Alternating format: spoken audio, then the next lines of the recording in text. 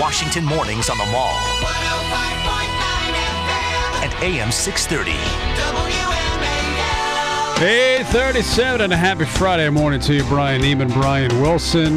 Man, what a day it was in Washington yesterday. A whole bunch of stuff going on. I think the day will definitely be a historic day. We've been talking about it for quite some time in law school, and especially with the Attorney General, the contempt charges there, and the ruling on Obamacare. BRET BAIER of the Fox News Channel joins us. We're watching you yesterday, Brett. All right, we've talked about it for quite some time, and we've given our opinions on it. I look at this thing, and I wonder, did politics play a role in John Roberts' decision? Because it seemed to me to be an act of judicial activism in order to get this thing to be constitutional, and he seemed to give something to both sides to placate them. What about the role of politics in here? Yeah, I mean, I think you raise a good point, and whether he was influenced by that Rose Garden speech by President Obama, there are some indications in the Kennedy dissent that this was a late swap, and what affected that, we don't know. After talking to a lot of legal scholars about this, the consensus is that it may not be a great writing of the majority, and it may, in the long term, be a little flimsy on the tax issue. I don't think, and I have to check this, but I don't think this bill started in the House Ways and Means Committee, and you have to start a tax in the House, and constitutionally. There are other parts of it that really raise questions about precedent, whether the federal government can now tell you to buy something, and then if you don't, tax you, not just on health care, but on anything. Yeah. There's not really a limiting clause to it. And the last thing is that, there are some people reading this saying that only people who pay taxes, in other words, 47% of Americans don't pay federal income taxes. They don't even file. So if you don't check the box in your filing that you have health care, how do you know? Like, how is the IRS coming after the people who don't file federal taxes? In other words, if it's a tax, only the people who pay taxes would be monitored about the health care mandate. Yeah, and do we even know how it will work as a tax? No, and I think that's the thing that seems like there are many more questions that we have yet to dig into.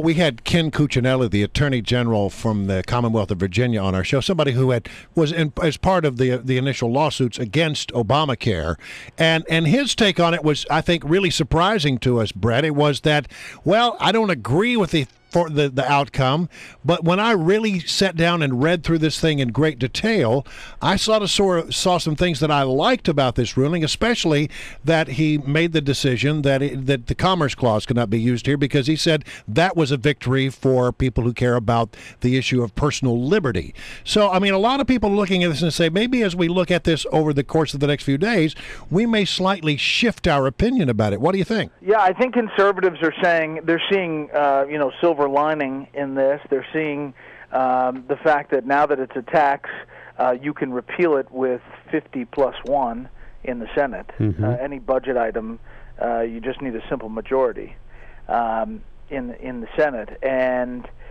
so I think they're looking at the political upside, and whether that was also part of John Roberts' decision making, right?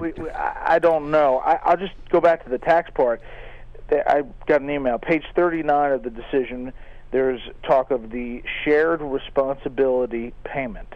I mean, shared responsibility payment. It seems like it's kind of a dig on the terminology of shared responsibility. And it doesn't really apply to those who don't pay federal income taxes because their household income is less than the filing threshold, in the IRS code 5000A2. Right. Listen, I think we have a lot to learn about this ruling yet. I think you're right. I mean, is the money taken out of your paycheck? I mean, is that part of the general fund? You're part of your income tax, and then at the end of the year, do you get a credit for that, like you would if you have a mortgage or you have kids to write off? I mean, all I know is that the IRS, now and I don't think the administration thought that this was their best argument, but they were preparing and increasing the IRS agents, the numbers to enforce health care. All right, so put on your prognosticator hat and talk about presidential politics.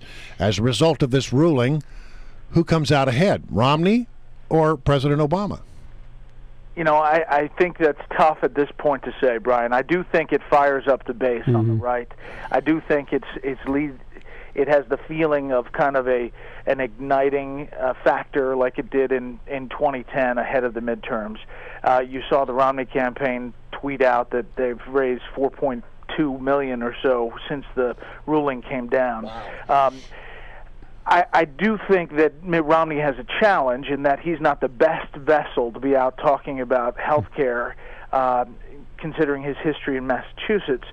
But with a replacement that he can talk about, it's pretty powerful for the folks who may have been on the fence, I think, but don't really like the impact of what the health care law could do to small businesses, etc. Holder, any thoughts? Eric Holder, the first Attorney General of the United States to be found in contempt of Congress? Yeah, I mean, I think it's a huge deal. A sitting member of the cabinet to be held both criminally and civilly in contempt, but it was, buried in a tidal wave of healthcare news. CBS, my producer told me, CBS News, who received that network received an award for its investigative reporting on Fast and Furious.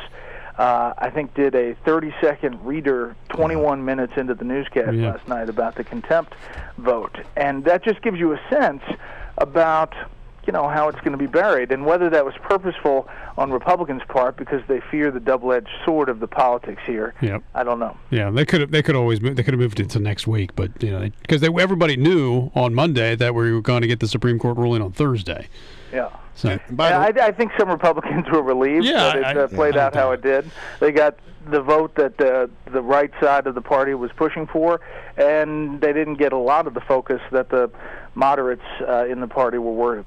And by the way, it looks like Republicans are going to start defining this debate when they take a vote on repealing in the House of Representatives the Obama of the 11th. The 11th, you're right. Yeah, the 11th.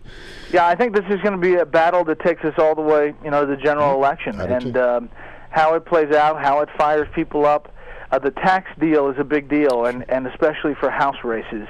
There will be House Democrats out there defending what now Republicans will call the largest tax increase in American history. All right, Brett, good to have you on as always. We appreciate it. Thanks, Brett. Okay. Brett Baier, Fox News Channel.